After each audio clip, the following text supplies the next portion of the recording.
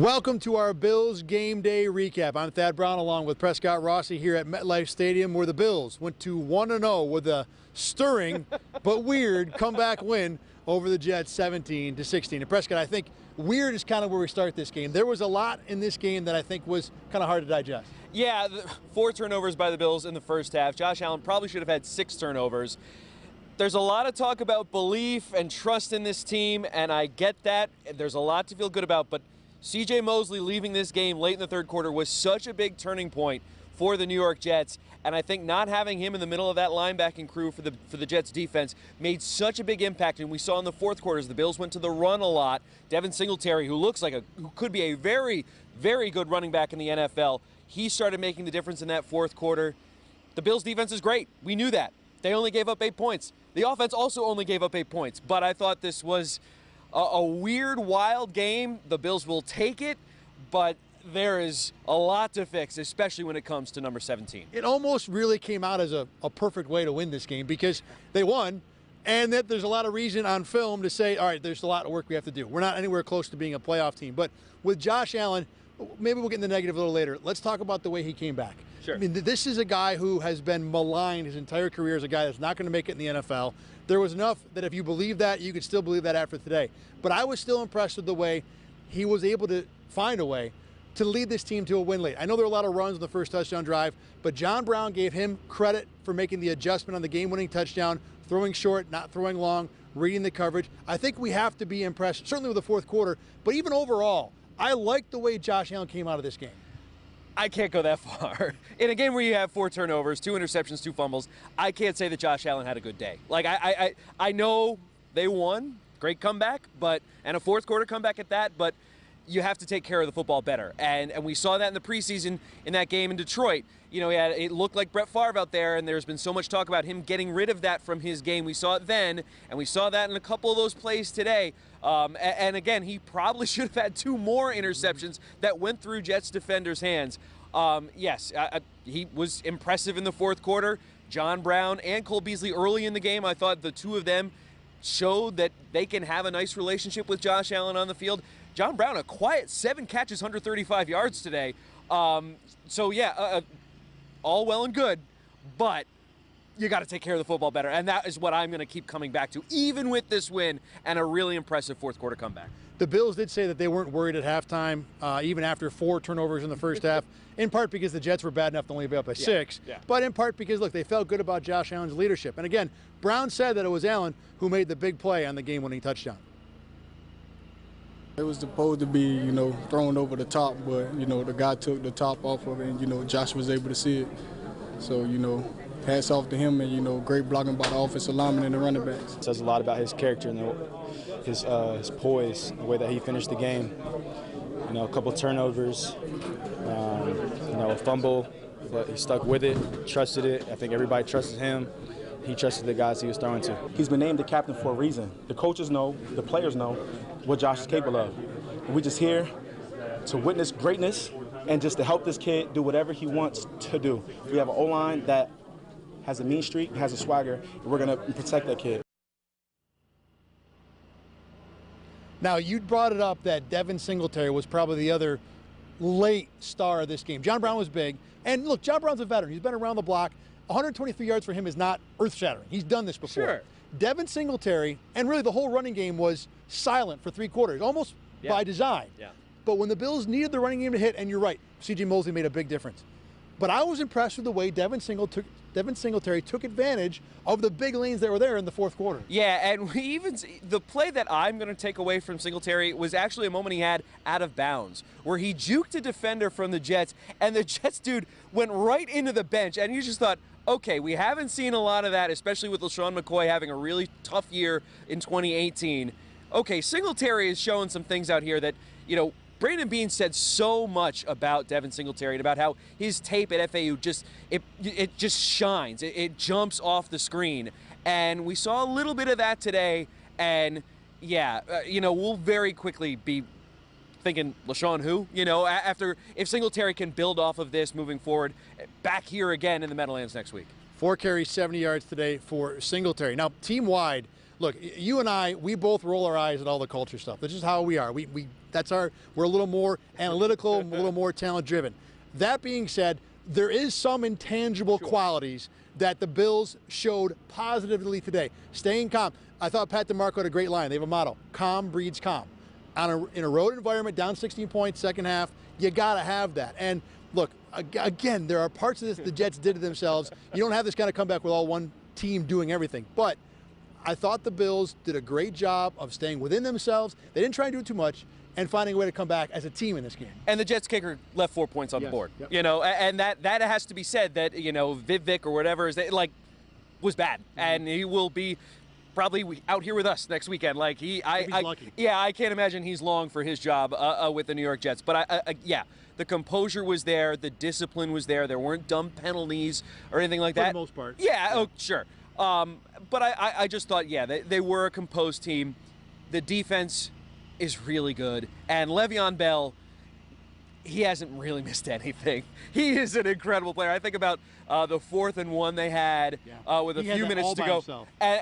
And you even saw Bills defenders reacting as if they had made the stop. And like, no. Le'Veon Bell, 2-6, is still powering through with his legs. Picked up that first down. Obviously didn't lead to anything, but yeah, I just thought the Bills defense did a very good job handling one of the best running backs in the league and an emerging quarterback in the AFC. Team-wise, though, Zay Jones said these are new players. This is a new team. One of the reasons why the Bills came back today. We continue to work. We continue to grind.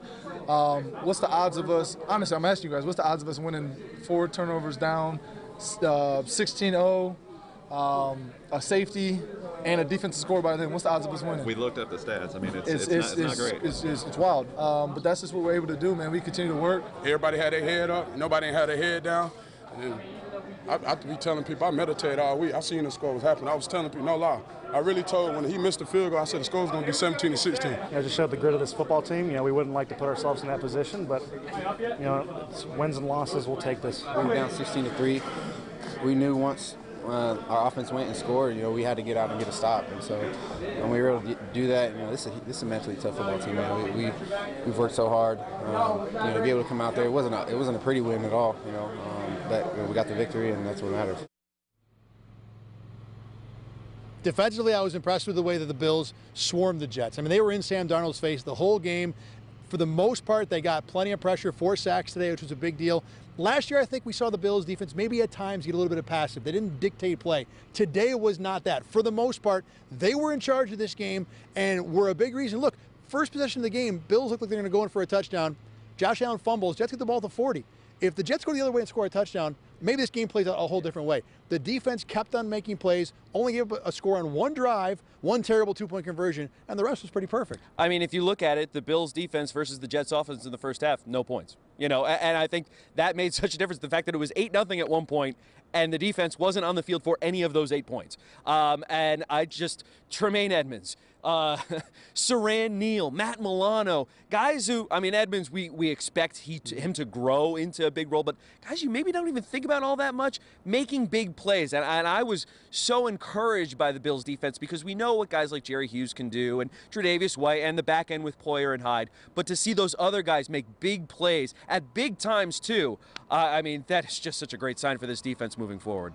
Let's show you some of the stats from today's game, and we'll start with Josh Allen. Look, 24-37 passing, that's I haven't done the math on that yet, but it's in the 60s range, which for a guy who had completed 52% last year, that's a nice jump. Look, a lot of shorter, easier stuff. The Jets secondary isn't good, but still a good day for Josh Allen, and 254 yards passing. He's the first Bills quarterback since Drew Bledsoe to throw for 200 yards in 6 straight games. Stat of the day, everybody. Hey, that's a stat. Look, for the Bills.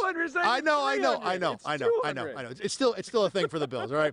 We talked about Devin Singletary and John Brown. Let's flip the page over to what the Jets did today. Look, Sam Darnold's numbers are not terrible. He was under 200 yards passing, but no interceptions, decent completion percentage. But really, were you ever intimidated by Sam Darnold at all today? I never felt that he was super threatening out there in ways when, I was on the field for today's game. I've been there when Brady and Roethlisberger and Rivers and some of these guys that you go, oh no, they're going to tear the Bills defense to pieces. And I never felt that way about Sam Darnold today. And I think that is partly because Darnold is also, much like Allen, coming into his second year. We haven't seen maybe what all of Sam Darnold can offer. But I thought, again, going back to the Bills' defense, they dictated play, and they didn't allow Darnold to find that rhythm. He was under pressure all afternoon. Le'Veon Bell's great, but he couldn't beat the Bills alone. He needed his quarterback, and Darnold didn't deliver enough, especially in a game where the margins were so slim and they only lost by a point. Speaking of quarterbacks, we've talked a little bit about Josh Allen, but we haven't heard from Josh Allen. He and Sean McDermott, of course, met the media after today's game. And look, these are not guys that are going to get up there and rah-rah you. I will say that Josh Allen screamed something going back to the locker room today, which I cannot repeat on the air, but just say. And coming onto the field, too. Yes, yeah, he was a potty mouth today, that's for sure. But very excited coming off the field, less excited with these interviews you're about to watch here. What a blessing, man. A group of men and women in that locker room. I just want to get that out, man. I'll tell you what, I'm so proud of that group. On the road, in the division, down like we were, momentum certainly not in our favor for most of the game, and just what a blessing to be a part of that group in there. Josh keeping his poise. I thought the coaches did a really good job of keeping their poise, understanding the situation we were in, and then the players executed at a real high level. John was on, I think it was 27, and I trusted him to go make a play. He was a little stutter route, basically. I gave him a chance, and he made the play, and that's why we brought him here. We sat in the locker room thinking this is the worst that it could have gone, and we're sitting there down 6 points. So we understood that we still have a shot in this game. Like, nothing's going to be too crazy to overcome. We're down 1 score. When they got up to 16, we were down 2 scores. So that's kind of the process that we had. Everybody kind of stayed cool and calm. We got some real football players, some real professional football players on this team on the sideline that just kind of kept everything cool. Now, Prescott, this was supposed to be a barometer game for both of these teams. We'll get to the Bills in a minute, but let's take a look at the Jets. This is a division rival, a team that we thought was about on par with the Bills, a lot of similarities. What's your reaction to what you saw from this Jets team? Granted, one game, but a game we thought would be an indication of how they're going to be. Well, I think C.J. Mosley is a very, very good football player, in case anyone forgot. Same with Le'Veon Bell. But I thought the way they performed in the second half, if you're a Jet fan, is troubling moving forward, because the Bills really could not have done much more to give you a game, and you couldn't finish. And the Bills, to their credit, and we talk about, Sean McDermott and his process and being detail-oriented and being, prepared. The Bills looked like it in the second half of this game when there was a game for the win, up for grabs. They went and got it. The Jets could not. And so, yeah, even though the Bills did a lot of things wrong today, they are still the better team in the AFC East than the Jets. Yeah, and I think I came into this game expecting both the Bills and the Jets to be 7-9 win teams. Right now, I don't see how the Jets don't lose 10 games. They don't look like a team that's ready to go. Injuries are starting to become a problem. They already lost one linebacker in Avery Williamson. We don't know how long C.J. Mosley is going to be out. But to me, Adam Gase was supposed to be an offensive genius, and it wasn't just that Sam Darnold didn't look good. They didn't look adventurous. They didn't go down the field at all. They looked very scary today. I don't think we hear from the Jets again later on this year. Yeah, and the next time the Bills see them is the final game of the season. So we probably won't be thinking about gangrene for another 4 months. Except to be potentially the last opponent to prevent the Bills, maybe help the Bills get into the playoffs. I know I said it, whatever, game 1. Now look, the Bills to me today, they're, like we said towards the top of this show, there's enough wrong in here that Sean McDermott is going to be busy with the film machine all week long and have plenty to motivate his guys going on throughout the week. I like the fact that this team found a way. Sean McDermott's record in games where his team doesn't get totally destroyed is pretty darn good. Today was another example of that. They find a way. They find a way to win games they're in, and if you keep finding a way, you're going to keep yourself hanging around the playoff range. And if I had wheels, I'd be a bike. Yeah, there have been some big losses under Sean McDermott, but yeah, I thought, it was good, but we can also pick apart the Jets too. I want to keep 2 feet on the ground about a performance where the Bills still turned the ball over 4 times, conceded a safety early in the second half. A win's a win, and that's really good. The other thing, and this didn't really come into play much in the second half, but Josh Allen taking off a lot on his feet in the first half. He took some big hits, and the Bills preached all offseason, we can't have Josh Allen be our leading rusher in 2019. Okay, well, during the first half, he was their leading rusher because Singletary, Gore, Yeldon. Did Yeldon even touch the field today? He had 1 touch today. Okay. Yeah. Did nothing in the running game first half. They need to do a better job of protecting Josh Allen. Josh Allen needs to get rid of the ball, figure out find somebody short or some stopgap, some kind of check down or something, but he cannot be taking off on his feet as much as he did in that first half. He got away with it, but it's week 1, and we saw last year, he can get hurt, and they need to keep him healthy if they want to even figure out what this season is. He has to be on the field for all 16 games. Yeah. Josh Allen was pretty much the only rusher in the first half. Now, when it comes to this team and the way they won the game, Dion Dawkins has his own worldview on everything. And let me tell you, we're going to give him the last word on this show tonight because I think he summed up exactly how the Bills figured this W out. It's like a train. You got to oil that train up. You got to start that engine. If it's a diesel truck, you got to start off slow, and then that thing opens up, and you're gone. And that's exactly what happened. You start off, just keep turning, keep turning, keep turning. If you're making a mac and cheese, stir that mac and cheese up, stir that mac and cheese up, and eventually the mac and cheese is going to be nice, wet, juicy. You know what I'm saying? But that's just like ball. Just got to just stir that thing and keep going.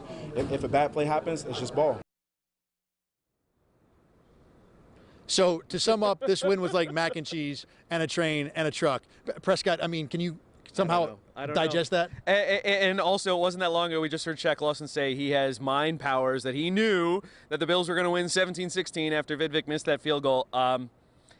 Hey, a win's a win, I guess. Say whatever you want, but Dion Dawkins, he's a character on this roster, and there aren't many characters on this Bills roster, so you kind of gravitate toward him to hear what his perspective is, and yeah, he paid off today. Paid off, to say the least. All right.